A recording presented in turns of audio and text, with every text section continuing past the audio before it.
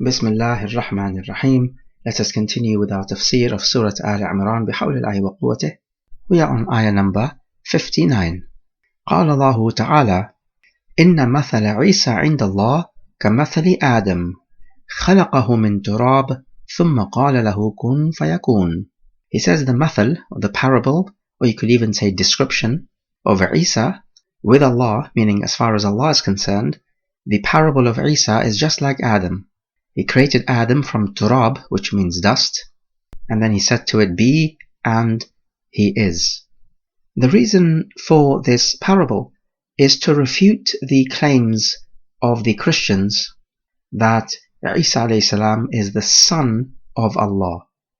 So Allah Jalla wa Ala is telling us here that look, you Christians acknowledge that Adam alayhi salam was created miraculously without a father, and indeed without a mother. But this is the way Isa alayhi salam was also created miraculously without a father. And the context of these ayat in Surah Aal-Imraan is because a tribe from Najran, a place in Yemen, came to the Prophet to discuss with him matters of the deen. They were Christians, and so this ayah is addressing them and indeed all other Christians worldwide. So reflecting on this ayah, we can take the obvious lesson that when you are trying to explain matters to people, particularly those which are theoretical, then using analogies is a great idea. We find it happening all the time in the ahadith literature, and we also find it here in the ayat of the Quran. Also, this would be an evidence that we can use qiyas or analogy, because analogies are all about making comparisons. So analogies can be used, but in fiqhi matters, not in aqidah matters. We also find the great ability of Allah Jalla wa Ala to create human beings miraculously. We also find that Allah speaks, because the word qala is used, which means He said, and so Allah Jalla wa Ala speaks with a voice that can be heard and understood, and this is what is apparent from these ayat. Ayah number 60. الحق من ربك فلا تكونن من الممترين. The truth is from your Rabb. Rabb is a key word, we spoke about that before. He says, then be not of those who are mumtareen, from imtara, yamtari, imtira'an, which means to doubt. As for the haqq, it is all types of truth, but in particular, in this context, the truth about who Isa alayhi salam was. It is that he was a servant of Allah, fully human, not divine at all, and not the son of Allah. We notice that he says, do not be from those who doubt. Is the Prophet doubting? Well, the answer is no. But this happens much in the Quran. For example, Allah Jalla wa Ala tells the Prophet, do not be from the mushrikeen. There's no way that the Prophet is going to commit any shirk. But what it means is an order to continue on the path that you're on. So it's not an initiation, but rather a continuation. So continue being from those who do not doubt, and continue being from those who do not commit shirk, and so on. There is also in this ayah a strong indication that many people from mankind are in doubt, because Allah says, do not be from those who doubt. It is hinting at this idea that many people are in doubt, so do not be from them. It is also hinting fairly strongly at the Christians of Najran, telling them that they are in fact in doubt. They have no sure knowledge. How can you have sure knowledge when your scriptures are corrupted? Ayah number 61. فَمَنْ حَاجَّكَ فِيهِ مِنْ بَعْدِ مَا جَاءَكَ مِنَ الْعِلْمِ فَقُلْ تَعَالَوْا نَدْعُوا أَبْنَاءَنَا وَأَبْنَاءَكُمْ وَنِسَاءَنَا وَنِسَاءَكُمْ وَأَنفُسَنَا وَأَنفُسَكُمْ ثُمَّ نَبْتَهِلْ فَنَجْعَلْ لَعْنَةَ اللَّهِ عَلَى الْكَاذِبِينَ.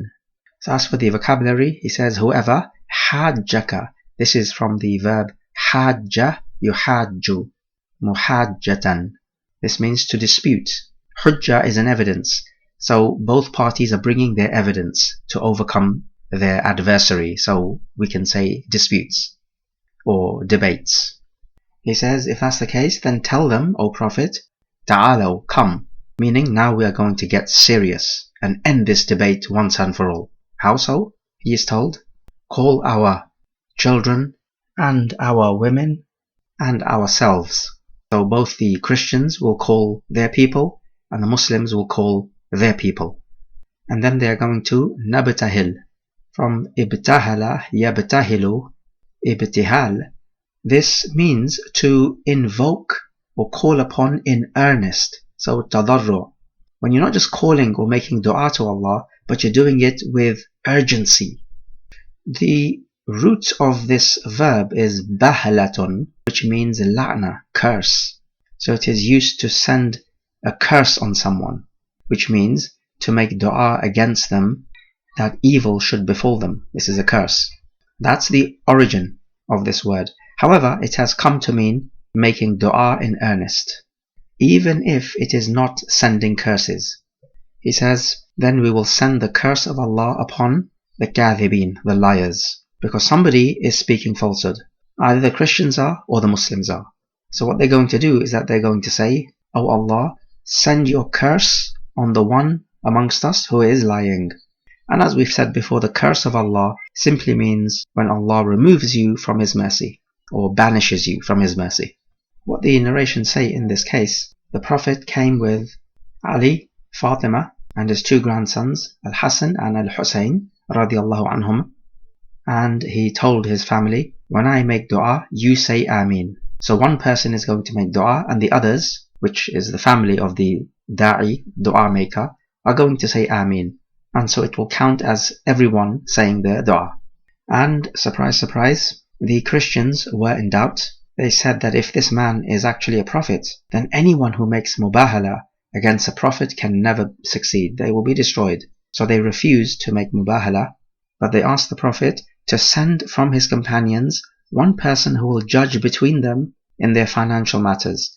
And the Prophet chose Abu Ubaidah ibn al-Jarrah, saying he is the Ameen of this ummah. He is the trustee of this ummah. Now this word nisa is an interesting word. It's a plural of imra'atun. So you see the plural and the singular bear no resemblance, which is fairly strange, but it can happen in the language. The plural of imra'atun is nisa if we're talking about a large plural, like many women, or it could also be niswatun if we are talking about a small number of women, but still plural. Other plurals are niswan and nasun and nasneen. We ask the question, the ayah says we call ourselves. How can you call yourselves anfusana? Well, what is intended are your male folks from your family. So the Prophet called Ali radiallahu anhu. However, having said all of this, it is worth pointing out that if you look at the apparent meaning of the ayah, what it appears to be saying is that the Muslims bring their selves together, as in the group of Muslims, so these are the men. They also bring their children and their wives. So a group of Muslims bring their people, so their family members, and the group of kuffar bring their family members. This is what is apparent from the ayah. However, most of the mufassirin say that only the Prophet called on Ali, Fatima, Al-Hassan and Al-Hussein radiallahu anhum. And there are other issues like nisa normally means wives, but according to the narration, which many mufassirun use, the Prophet called upon Fatima, who is his daughter. So that narration does not appear to conform particularly well to this ayah. However, the majority of the mufassirun do say that these are the people that the Prophet called upon, and in fact we do find this narration in Sahih Muslim, number 2404, if you want to do your research. So it is difficult to go against a narration which is in Sahih Muslim. In any case, we'll note both opinions. So reflecting on this ayah, we can take that al-mubahala is permissible. However, we stipulate a couple of conditions. Number one, you need to have sure knowledge of what it is you're doing. Look how Allah says, مِن بَعْدِ مَا جَاءَكَ مِنَ الْعِلْمِ, after the knowledge has come to you. So you need to have sure knowledge, not just conjecture, because you cannot be sending a curse on anyone except that you have sure knowledge of what it is that you are doing and saying. And also the second condition is that the matter must not be a trivial matter. It must be a major matter, such as this one, which is a major aspect of the aqidah. We can also take that from the etiquettes of the mubahala is that you bring along your family. So both parties bring along their family, because this makes the whole scenario much more grand, and it will give people second thoughts if they are in doubt, because we do not want those who are in doubt to be taking the mubahala. Remember, you need to have sure knowledge. So when you have this scenario with your wives and children with you, you're going to have some doubts if you are in doubt. Those who have certainty will not be fazed. We may take that we can send curses on types of people. You'll notice he says, Al-Kadhibin, on the liars. So which means you're not sending curses on any individual person, but rather a description of people. هذا والله أعلم.